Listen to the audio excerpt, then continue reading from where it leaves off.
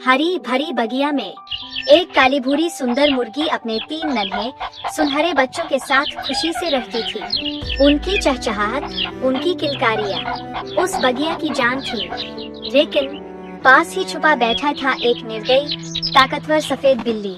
उसकी नजरें हमेशा उन मासूम बच्चों पर टिकी रहती थी।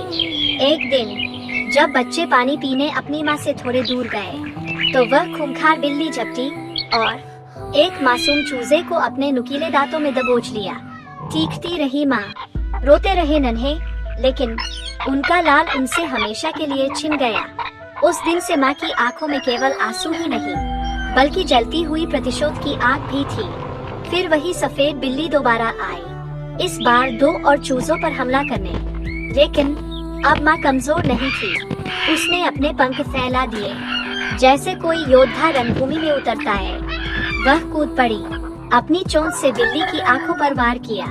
बिल्ली दर्द से चीख उठी, अंधी हो गई और हमेशा के लिए भाग गई। आखिरकार माँ ने अपनी 2 संतानें बचा ली, लेकिन दिल में उस खोए हुए चूजे की पीड़ा हमेशा के लिए रह गई। यह कहानी है एक माँ के प्यार, बलिदान और साहस की, जो अपने बच्चों के लिए किसी भी शेर से लड़ सकती है।